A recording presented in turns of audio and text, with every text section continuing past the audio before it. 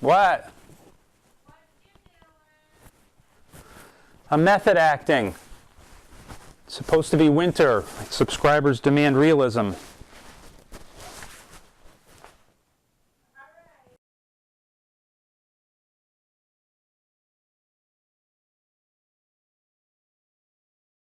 Hey golfers, it's Dave from Fit2U Golf, and it's finally here. After all your requests, my What's in the Bag winter version.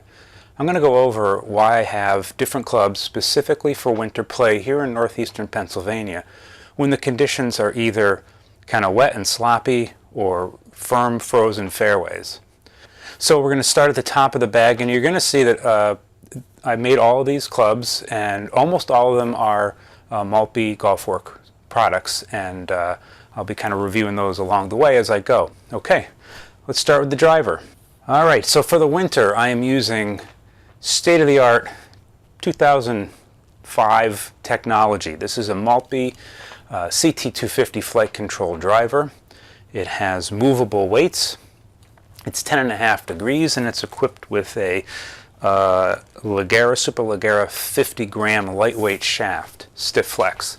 The reason why I go with a 10.5 degree driver is I want more carry during the winter months because the fairways are unmowed and often soft, and so I want to get as much carry as possible compared to the 9.5 loft driver that I use during the summer.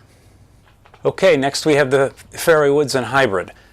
For my 3-wood, I use a Maltby KE4SD. That's a deep face model, so it has a little bit of a deeper face. I use this almost exclusively off the tee. I almost rarely ever hit it off the fairway. This is a low spinning design. It has a weight port towards the center of the face, and then of course I've paired it with a high spinning Pro Launch shaft. The reason I did that is because I swing this club at 90 to 95 miles an hour.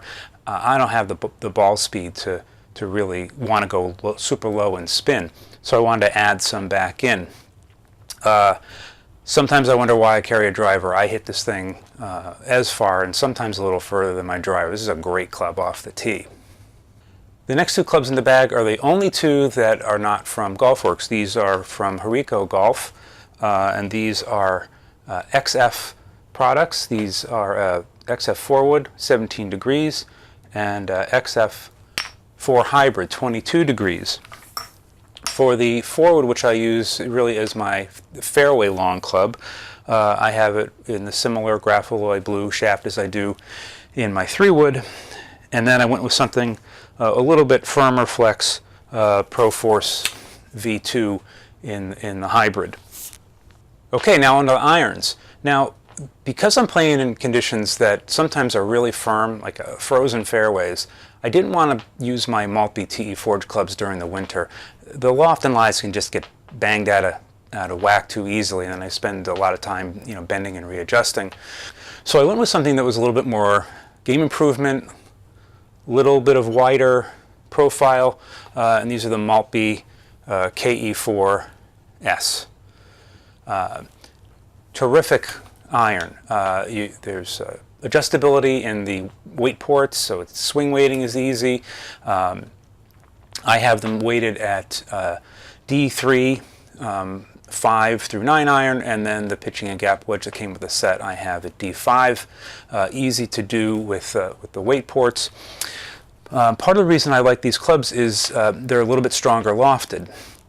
And this is a matter of convenience for me. In the winter, obviously the ball doesn't fly as far, and I don't want to have to kind of do calculations of how much more club I need based on the conditions. The shafts I'm using in the irons are an Apollo Phantom stepless steel shaft. I believe the playing weight is 90 grams. I do have some dampening foam down the center of the shaft because, as you know, when you get into these lighter weight steel shafts, the walls are thinner, and you can really get a punishing shot from a sculled ball or a hard fairway. Okay, so in addition to the pitching and gap wedge that came with the iron set, I also carry 2 additional wedges. These are tricep wedges from the Golfworks.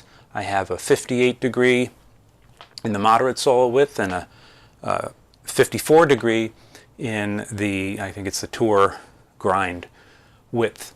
So I have some versatility in terms of being able to open up the face. These are the clubs I use primarily for pitching and chipping and sometimes a full shot, but mainly it's less than a full shot. These are weighted at D7, and I have them fitted with a stiff FST high rev shaft. In my wedges, I like to have something that's a firmer flex than the iron set. So the iron set I have frequency matched at 4.6, which is kind of a soft regular, and these are right at 6.0. For me, I just feel like I have more control on chips, pitches, even full swings at short distances with a stiffer flex shaft. Now, some people prefer the wedge flex, which is basically taking an 8-iron or 9-iron tip trim and putting the heavier wedge on it, and so it's actually a more flexible shaft. And some people say that they get better feel from that, and I'm not here to argue with them. I think this is a matter of preference. And finally, the putter. If you've seen my videos on the makeover I did on this is a Maltby AccuSight Pro. I have done some modifications on this, which I won't go into too much detail, but basically cut a channel out of the back to remove weight and add an alignment aid, and put a single bend shaft in instead of the double bend. So there you go. That's what's in the winter bag. I hope you enjoyed the review. Get out there and play. You'll be seeing some videos from me in the indoor range as I try to rebuild my swing a bit this winter. And as always, stay positive.